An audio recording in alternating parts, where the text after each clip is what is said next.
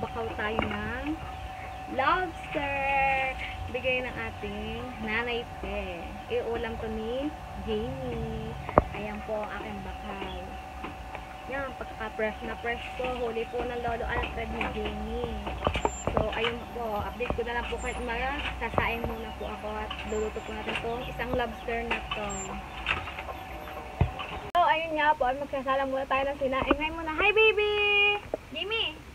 Hi! Hello! Oh, huwag mo lagay dyan. Maglalagay dyan si mama ng bigas. Magsasaing muna tayo at tanghali na guys. Ngayon lang nagka-kuryente. Lagi na lang brown out dito sa Barangay Bukana. Sasalang muna tayo sinaing.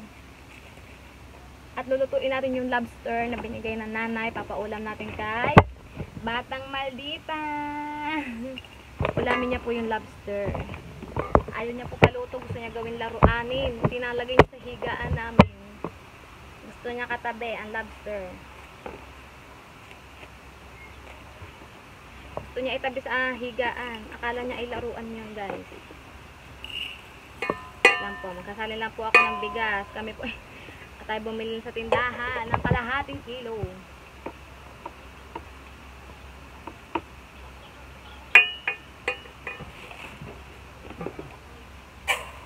Andiyan ka muna sa loob. Magtutubig lang si mama ng bigas. Tayo ay magtutubig po ng bigas muna. Ayan po. Dito sa labas ng aking mansyon.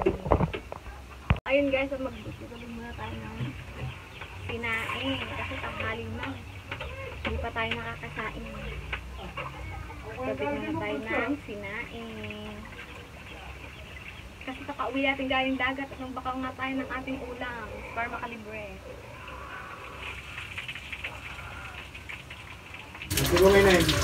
Hindi ko lang kung alam, baka nakanatarin ito se.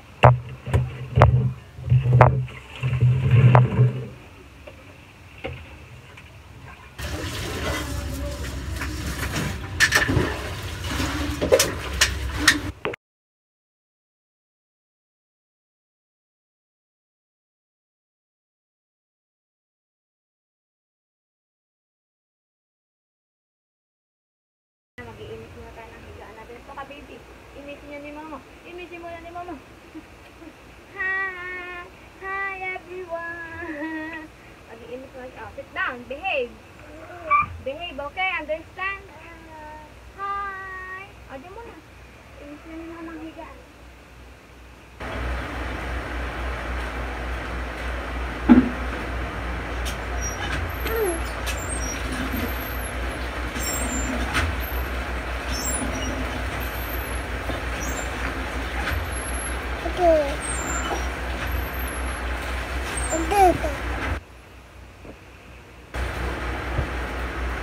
No. Aba, nahiga pa ang baby ko. Nag-iimis nga si mama ng higaan eh. So, ayun ay bumangon ng aking junakis. Gusto niya magpahiga-higa. Alam niya na nag-iimis ang kanyang mama eh. Higa-higa pa siya. Ito ang aming munting house.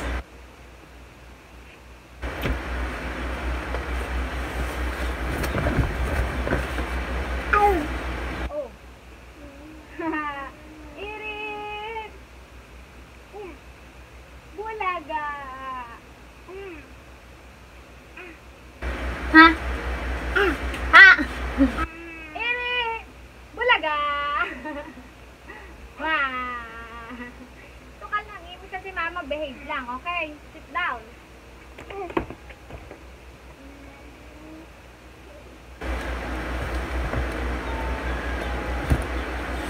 Ayun, may 20 pesos pa, Ali. Oh, hawakan mo to, Ali. Ha? Hindi mo yung kita. No, no, no. Ali siya, no, ha?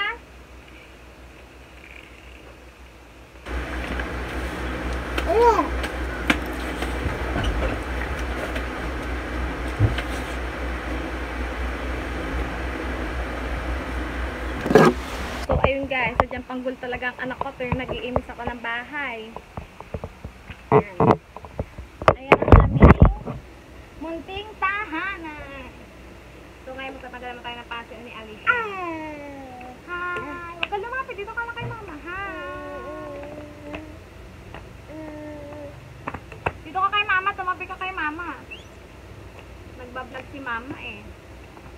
So, ganito lang po yung ginagawa ko araw-araw talaga pagkakagising. Maghuhugas po ng bebehan ni Alicia. Maghuhugas sa plato, mag-iinis ng higaan, magpapaligo sa kanya, gagala, papatulugin, tapos pagising, ganun naman. Sa gabi, ganun ulit. So, araw-araw guys, ganito lang ginagawa ko bilang isang nanay. Kasi po, malayo po ako sa pamilya ko.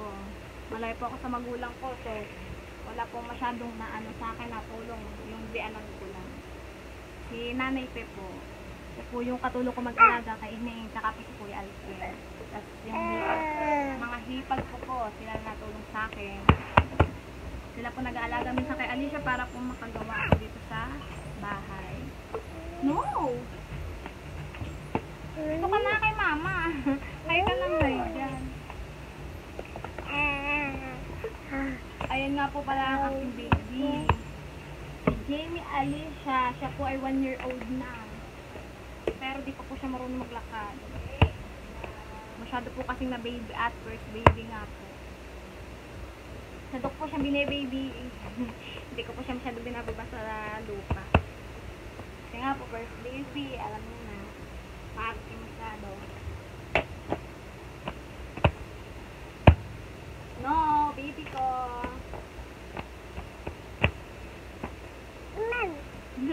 No.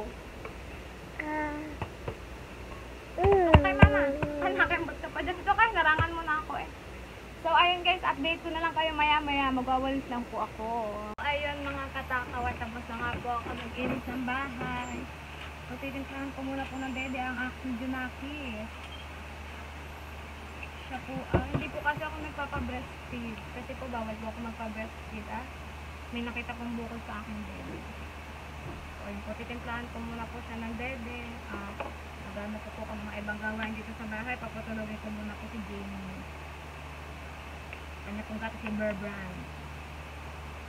Ililibot ko kayo sa aking mansyon.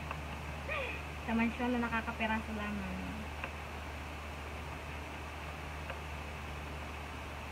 Tapos na nga po ako magwalis. Mag-strapping. Ito naman po. Ito po ang gawain ng nanay sa araw-araw. Kasi wala naman po ibang gagawa kundi ako lang po. Kasi ako na lang po kanyang ina. So, ayan, nakapwesto na nga po agad ang aking anak. Padedin na siya. Hi! Sleep ka na ha. Bye-bye! So, ayun guys. Kami nga po pala ay nakatira po dito sa bahay ng aking biyanan. So, ito lang po yung aming higaan. Ito na po yung pinaka-ano namin. Ayan po. Kasi po, hati-hati na po itong bahay niya. So, ito po yung kwarto po dito ay, ito po yung kwarto po ni Marjorie, nung hipag po, si MJ po. Tapos, ito lang po yung pinaka-amin, yung salas po, ito po yung pinakatulugan namin. Kasi ito pong isang kwartong to ay, hindi po namin siya natutulugan. Tapos ito na lang po yung nabas namin. Ito po yung pinakasalas namin. Ito po yung pinakasalas namin. Yan. Itong daan na to. Tapos yung CR po is doon po napunta sa kabila po. Sa kabila pong kapatid ng asawa ko. Kasi po hinati po yung bahay ng biyanan ko. So kanila po yung sa side po nila yung CR. So nakiki-CR lang po kami sa kanila. Ganun. Kasi wala po kami CR.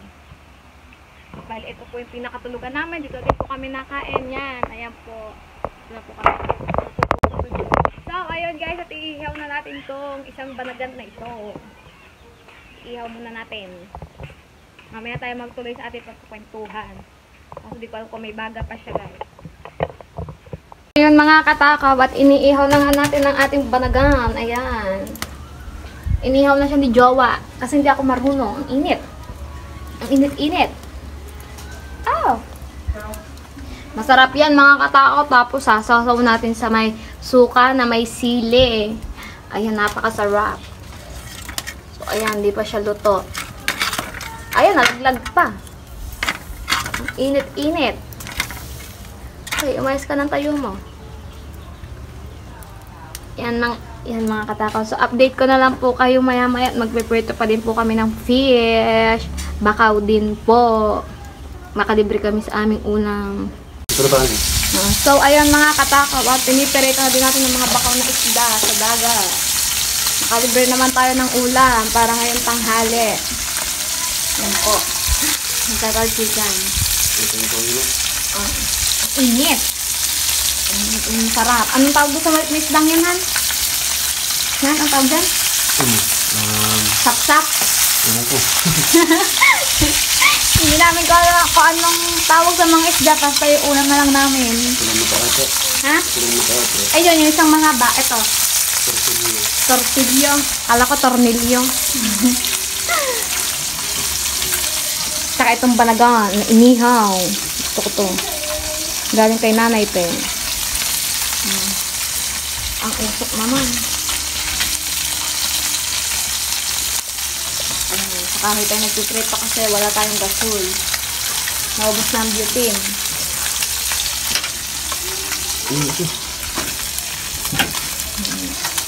So, ayun, mga katakaw, update ko na lang po kayo pag luto na.